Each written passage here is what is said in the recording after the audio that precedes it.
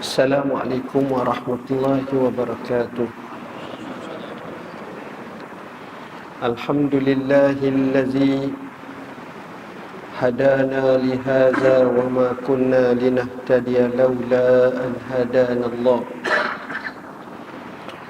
Asyhadu an la ilaha illallah wahdahu la syarika lah wa asyhadu anna sayyidana Muhammadan abduhu wa rasuluh. Allahumma salli wa sallim ala sayyidina Muhammad wa ala alihi wa sahbihi wa barik wa sallim, amma ba'd. Sahibul Fadilah Tuan Imam yang berusaha, Tuan Nazir pengurusi Masjid An-Nur, barisan jawatan kuasanya, Ashabul Fadilah, Tuan Imam, Tuan Guru, para alim ulama, orang-orang besar kawasan ini, muslimin, muslimat, hadirin, hadirat yang dirahmati Allah sekalian.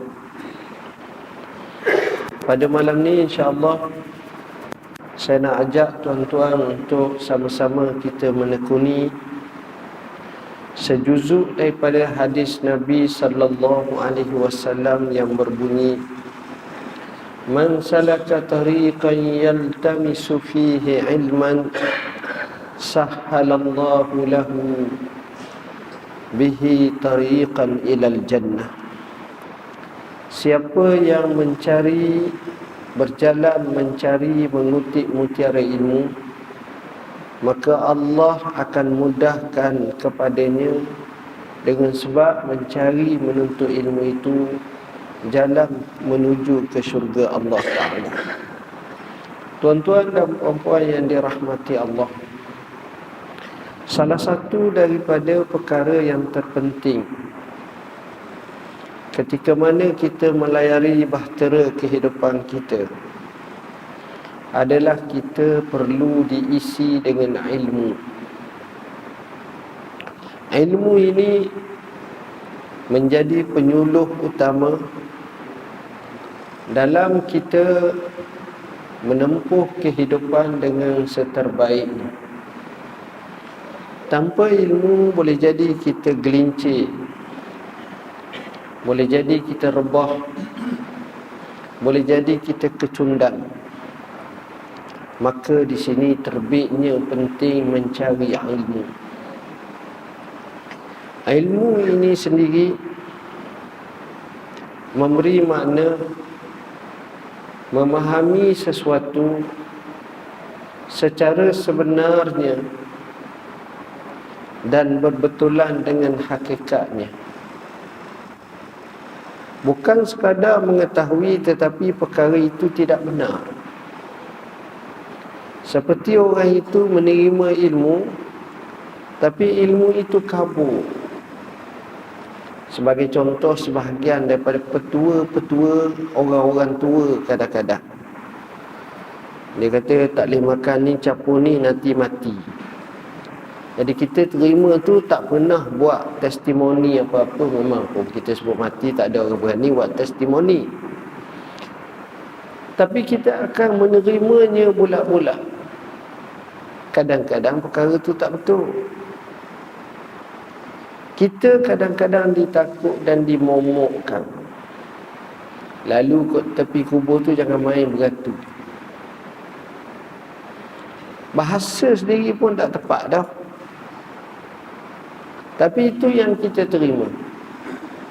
Makanya kalau kita berjalan seorang-seorang tengah malam pukul 1, pukul 2 kat tepi kubur, bulu roma seriak naik. Kalau orang tanya berapa hatu dah temu, tak ada. Yang hang takut orang kata. Dan kita tanya orang tu pula, orang tu kata, orang lain pula kata. Kerana penerimaan maklumat yang salah, yang kadang-kadang inilah yang membelenggu dalam kehidupan kita. Tuan-tuan, hakikat ilmu ini kita ma'rifah. Kita mengetahui Dan pengetahuan kita itu bukan sekadar terhenti pengetahuan semata-mata, tetapi dia keluar daripada pengetahuan tersebut membawa satu tindakan amalan. Kita bukan dengan orang jauh. Sebagai contoh, isteri kita.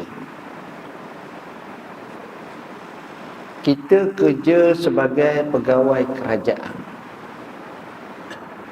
Boleh katakan macam tu. Isteri kita kerja sebagai doktor. Kerja dia tiap-tiap hari pergi kerak kaki orang kecil manik. Dalam sehari dua putung, 3 putung kena kerak kaki.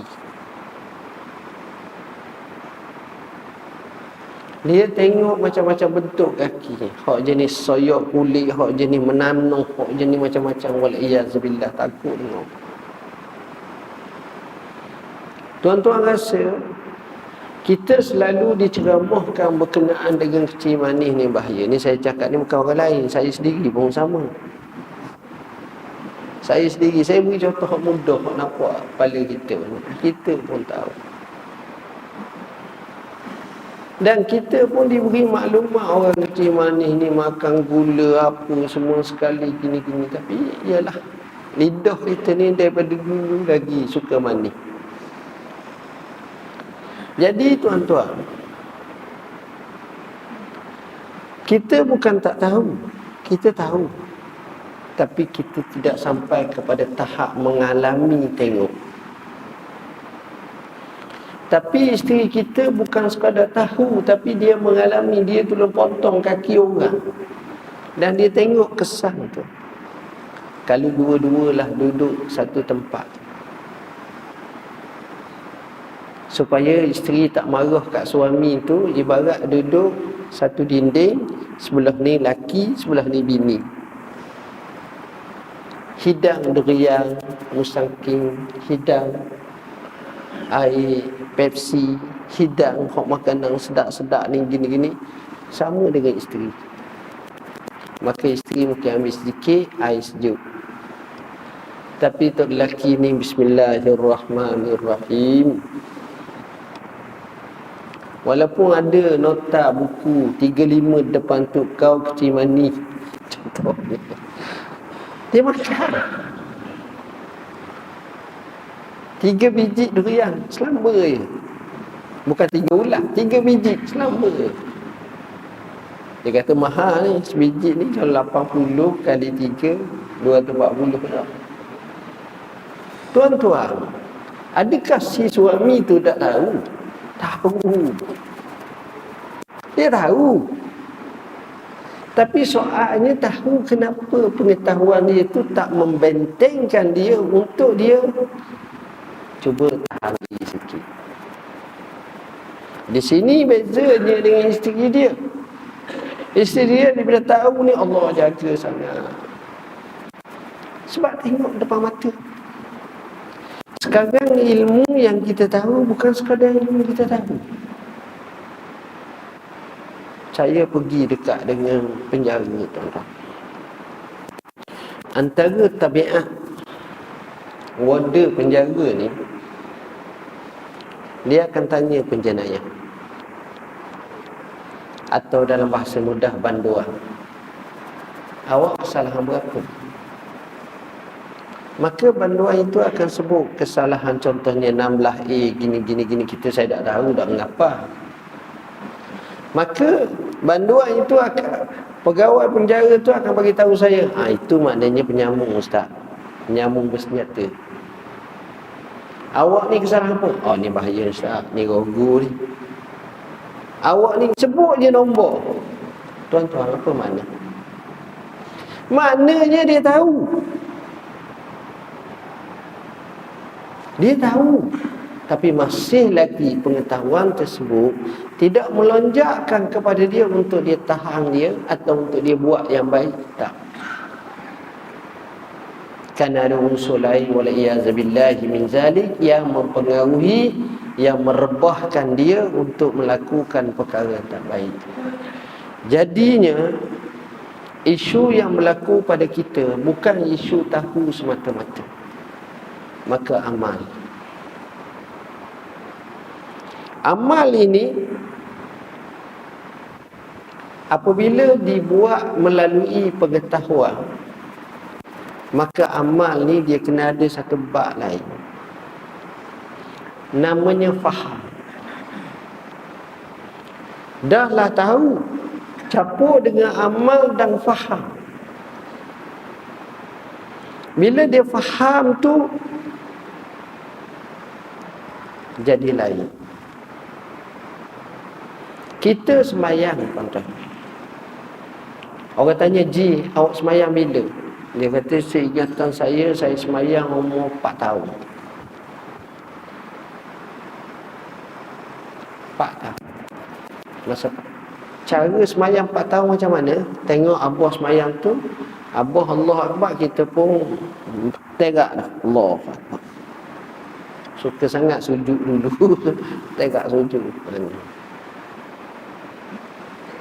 Sehingga sampai 7-8 tahun mak kata jangan buat gitu, kena ikut. Dia semayang juga, tengah semayang dia sepak kaki kakak dia, teh. Kakak dia mengadu kat mak, adik ni duk sepak kaki dengan mayang. Mak kata jangan.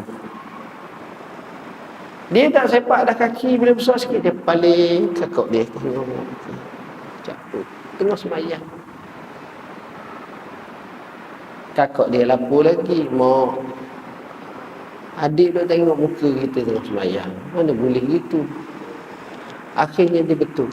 Sampailah umur 14 tahun, mula belajar sikit, masuk semak solat. Sampailah besar lagi, umur 24 tahun. Akhirnya sampai umur 40 tahun. Akhirnya sampai umur 60 tahun. Tak kala dia dapat jelmakan sembahyang dengan kefahaman yang baik, nilai yang makna solat yang dia lakukan ketika umur dia 6 tahun tak sama ketika dia semayang umur dia 60 tahun. Kerana masa umur 60 tahun dia semayang dengan sebuah penghayatan, dan dia terasa berbicara dengan Tuhan. Dia diberi ilmu, makrifah dan kefahaman tentang solat tersebut. Akhirnya ilmu yang dia belajar, dia mewarisi satu lagi perasaan, namanya khasyatullah, takut kepada Allah. Sebab itu Imam Malik berkata, laisal ilmu bikasratir riwayah, innamal ilmul khasyah. Ilmu tu bukan sekadar banyak riwayat, duk ngapa, duk royak gini, hujah gini. Tapi ilmu itu bagaimana boleh membawa dan menarik seseorang yang ada ilmu rasaan takut kepada Allah Rabbul Alamin. Itulah ilmu sebenarnya. Ilmu itulah yang kita nak jelmakan, ilmu itulah yang kita nak masukkan, ilmu itulah yang kita nak kembangkan dalam jiwaan kita ni. Kita nak ilmu macam tu, tuan-tuan. Baik, bila mana kita dapat ilmu macam itu, kita rasa takut. Bila kita takut kepada Allah, maka di situ ilmu yang kita ada itu sudah naik satu tahap, bukan sekadar amalan, bukan sekadar penghayatan, tapi hati tersebut. Bila hati dah takut kepada Allah Rabbul Alamin, tuan-tuan, pada masa itu kita baru rasa kehidupan berbeza. Kita dapat ilmu, kita dengar daripada Tok Guru, kita faham hikmah, kita amalkan dengan sebaiknya, Masa itulah dalam episod hayat kita, kita rasa berbaloi hidup. Kita buat tu kita terasa, dan kita rasa diri kita itu ada sesuatu. Inilah ilmu. Dan ilmu ni tuan-tuan, satu perkara yang Nabi ajar kat kita, supaya pergi belajar, pergi cari ilmu. Man salaka tariqan yaltamisu fihi ilman sahhalallahu lahu bihi tariqan ilal jannah. Siapa yang pergi belajar ilmu. Kenapa? Kerana pergi belajar ilmu ini sejuzuk daripada jihad fi sabilillah. Pergi belajar ilmu ini juga menyebabkan syaitan iblis benci sangat orang mari belajar ilmu. Sebab itu orang mari belajar ilmu tak ramai. Ada yang diriwayatkan dalam kitab Jami' fi Bayan Talabil Ilmi, cerita bagaimana syaitan melaporkan hasil usaha menyesatkan manusia kepada ketuanya iblis. Kalau ni kata saya menyebabkan orang tu berzina, iblis. Kalau ni kata saya menyebabkan orang tu bunuh orang, iblis suka. Bagus. Kalau ni kata saya menyebabkan orang tu riba, bagus. Semua hak maksiat buat semua. Okey, bagus, hak sok-sok. Jadi dapat mileage yang baik. Pujian daripada ketuanya iblis kepada syaitan. Tiba-tiba anak syaitan seorang ke seekor syaitan ni tak tahu. Anak syaitan sesyaitan ni lah, mana syaitan ni tak tahulah. Anak syaitan ni mana hak kecil lah, syaitan kecil ni. Dia kata apa? Dia kata, tuan, saya telah menyebabkan seorang budak kecil yang nak pergi ngaji, saya halang dia dengan ajak main guli, akhirnya dia tak pergi ngaji. Suka iblis. Ni hak besar sekali. Jadi hak tua, otai itu kecil lagi, tak pandai lagi, tak tahu apa-apa ni. Lalu mereka tanya kenapa? Kata dia, dengan kita melarang, menghalang dia daripada menuntut ilmu, dia akan berada dalam kejahilan. Jahil ni tuan-tuan berat. Bila kita jahil, apa makna? Perangai orang jahil suka sangat berdebat.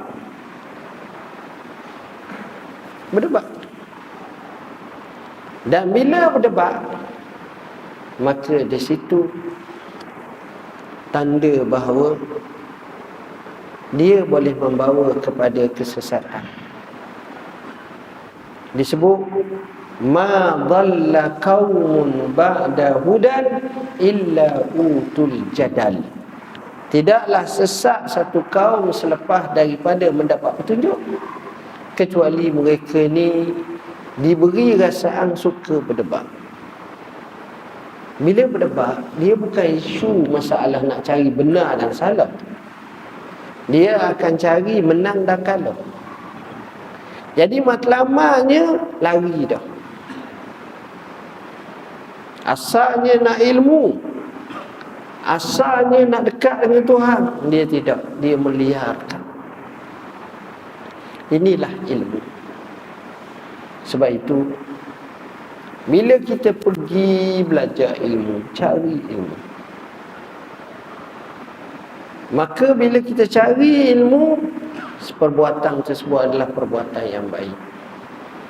Budayakan tuan-tuan. Budayakan dengan budaya ilmu dalam hidup kita. Mengaji. Mengkaji, menuntut ilmu. Sehingga kalau kita tengok seorang tokoh besar namanya Ibnu Aqil, dia kata walaupun usiaku 80 tahun, tapi lobaku menuntut ilmu, mengaji, mengkaji macam usiaku 20 tahun. Semangat. Ini orang-orang terbilang di zaman dahulu. Mereka kumpul ilmu, mereka belajar. Ya Allah. Tuan-tuan, kalau kita tengok sejarah mereka, kita rasa seolah-olah tak ada bagi mereka masa lapang, melainkan mereka mengaji semata-mata. Ini dia, mengaji. Baik. Bila kita tengok bab ilmu ni, tuan-tuan, kita amat penting kepada ilmu, kerana dengan ilmu sah ibadat kita. Kerana dengan ilmu nilaian ibadat kita akan naik lagi. Kerana dengan ilmu, kefahaman kita dengan matlamat dan hikmah satu-satu ibadat itu kita nampak. Kadang-kadang kita tak tahu, tetapi bila kita tengok, oh betul. Kita fikir, saya pimpin perbincangan, apa yang kita nak? Kita jawab, saya nak keampunan Tuhan. Apa yang awak nak? Saya nak kerahmatan Allah. Apa yang awak nak? Saya nak kekuatan. Apa yang awak nak? Saya nak rezeki yang Allah kurniakan, yang halal, yang baik, yang banyak. Apa yang awak nak? Saya nak supaya saya dapat hidayatullah, Allah sentiasa hidayahkan saya. Apa yang awak nak? Saya nak mendapat afiat daripada Tuhan. Allah beri selamat, kesihatan, kebaikan, keamanan, semua sekali afiat. Apa yang awak nak? Saya nak supaya dosa-dosa saya diampunkan Allah. Tuan-tuan, hanya dalam sembahyang kita duduk antara dua sujud, itulah yang kita minta.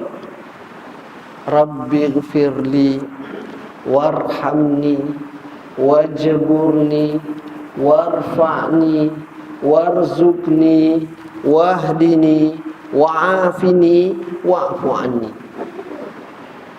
Kedudukan darjat pun tinggi. Kita sembahyang isyak, kita sembahyang maghrib, 3 kali kita duduk sebut hak tu.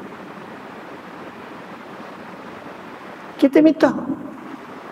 Kenapa kita tak baca? Sunat je. Tuan-tuan, kalau kita minta, Tuhan bagi. Tengok. Masa tu kita minta 3 kali waktu sembahyang maghrib, 4 kali pada waktu sembahyang isyak. Main sunat tak kira. Kalau baca. Kalau tak baca, tak ada apalah. Biasalah tu, bolehlah sembahyang. Kecil je. Kita minta. Dengan sebab ilmu kita tengok, kadang-kadang benda tu kita rasa tak ada penting apa satu pun. Biasa, relax berada, kita kata. Selamba. Tapi bila kita baca sejarah ulama', salah seorang tabi'in atau tabi'it tabi'in yang terkenal, namanya Tawus Ibn Kisan. Dikatakan kalau anak dia sudah sembahyang fardu ke, dia akan tanya anak dia, awak baca tak doa? Sebelum beri salam tadi, Allahumma inni a'udzubika min azabi jahannam wa min azabil qabr, wa min fitnatil mahya wal mamat, wa min fitnatil masihid dajjal, wa minal ma'sam wal maghram. Dia kata tak baca sembahyang semula.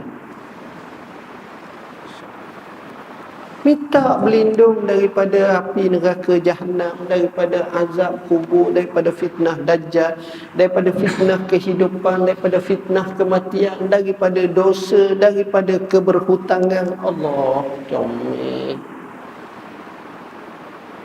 Tapi dah kalau kita tak ada benda, kita buat biasa. Tak baca pun tuan-tuan, tapi dengan ilmu Allah bagi. Kita tahu tak kita baca Fatihah tu apa makna? Dalam hadis sahih riwayat Muslim dan lain lagi, Allah berfirman, qasamtus salata baini wa baina abdi.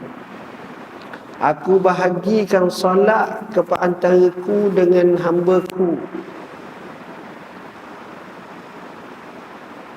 dan wali abdi masa'al, bagi hamba-Ku apa yang dia minta. Apabila hamba-Ku berkata alhamdulillahi rabbil alamin, Allah kata hamidani abdi, hamba-Ku memuji-Ku.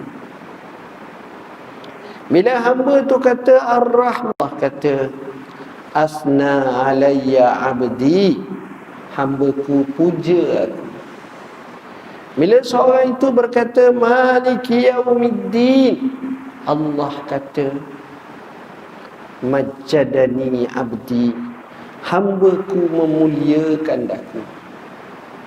Apabila seseorang itu ketika sembahyang berkata iyyaka na'budu wa iyyaka nasta'in,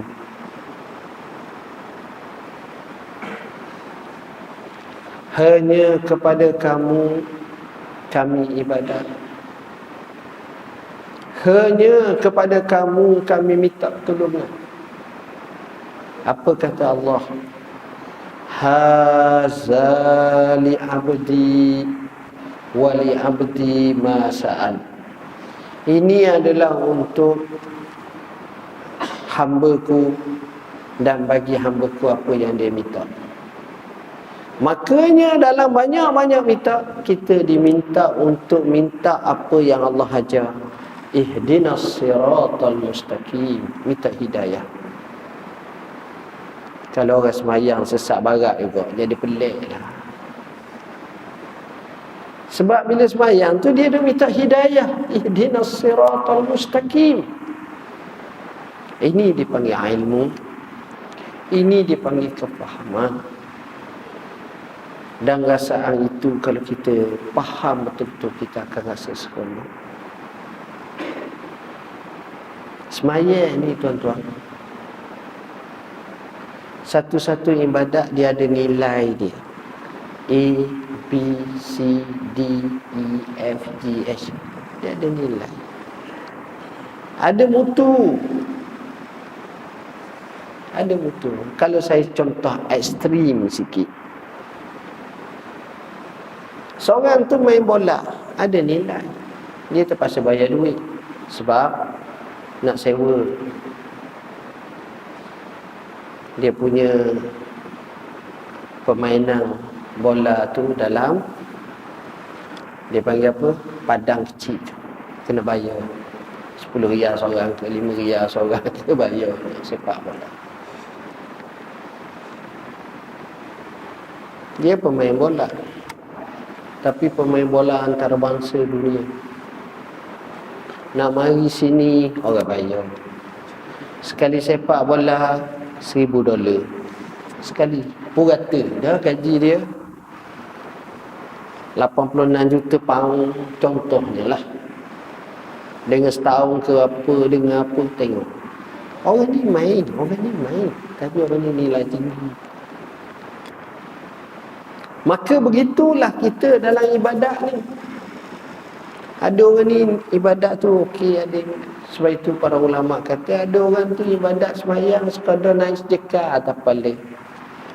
Tapi ada orang tu nilai sampai di puncak langit.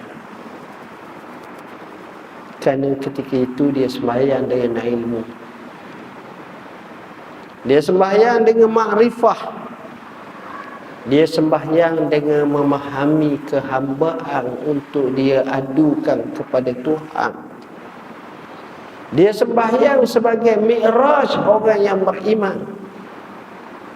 Dia sembahyang sebagai merasa penyejuk mata hati. Dia sembahyang dia sebagai pendinding utama daripada kemaksiatan dan juga kemungkaran. Jadi nilai dia sembahyang beza. Dia tidak lagi berada dalam ruang lingkup ikut-ikutan. Dia bukan tahap tu, tuan-tuan. Ini penting. Ibadat kita kena buat macam tu. Puncanya ilmu, tuan-tuan. Ilmu. Dan ilmu ni luas. Sebab itu tak habis kita belajar. Ilmu parenting, ilmu kekeluargaan, ilmu infak, ilmu pengurusan kewangan. Tak nak bincang tak habis. Daripada sekecil-kecil perkara sampai sebesar-besar perkara ada nilainya. Ada nilai tambahnya. Masing-masing kalau kita cari macam tu. Sebab itu belajar ni kena pergi sentiasa. Tuan-tuan datang hari ni, boleh jadi satu ilmu tuan-tuan dapat. Boleh jadi tuan-tuan dibuka kefahaman. Oh begitu rupa-rupanya. Ini semua mengajar kepada kita bahawa carilah ilmu, tuntutlah ilmu, belajar. Kadang-kadang kita rasa aku belajar tak rasa apa. Jangan, tuan-tuan. Walaupun kita tak rasa apa, bila kita belajar demi belajar, kita akan jadi faham itu. Jangan bosan, jangan boring, jangan malas, tapi teruskan pembelajaran. Tak mesti masuk mesti. Tak mesti secara formal. Kadang-kadang kita beli buku, kita baca. Kita hadir majlis, kita baca. Kita dengar. Kita pergi tengok dalam TV yang bermanfaat, kita dapat ilmu.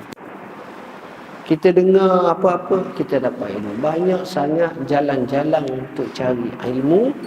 Sebagaimana banyak sangat perkara yang kita tak memberi keuntungan. Oleh kerana itulah tuan-tuan, saya merasakan kita kena ambil peluang. Lebih-lebih lagi tahun ni pun dah nak habis dah. Jadi kita tak tahu. Tahun demi tahun sentiasa melangkah pergi meninggalkan kita. Sebagai satu nostalgia sejarah semata-mata. Tapi action kebaikan, kesungguhan untuk kita lakukan tak ke mana-mana. Tuan-tuan dan puan-puan yang dirahmati Allah, saya rasa sekadar itulah tazkirah ringkas saya pada malam ni. Mudah-mudahan ia memberi manfaat kepada kita semua. Bersama kami ini ada 2 buah buku terbaru kami daripada pejabat mufti. Satu, Sifat Al-Mufti Wal-Mustafti. Buku ni bagus sangat tuan-tuan. Kita buat buku ni, orang nak tanya bab fatwa mudah. Kalau 2 mufti beri pendapat, nak ikut hak mana? Kalau ramai mufti beri pendapat, nak ikut hak mana? Siapa kriteria jadi mufti?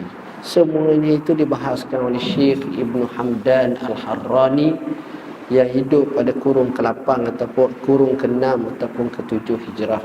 Kita terang satu persatu kisah dan banyaklah manfaat kita dapat. Dan juga Safinatun Najah kita ini asas berkenaan dengan fiqh dan juga dimukaddimahkan dengan tauhid. Kita muat turun banyak fatwa-fatwa daripada pejabat mufti wilayah Persekutuan.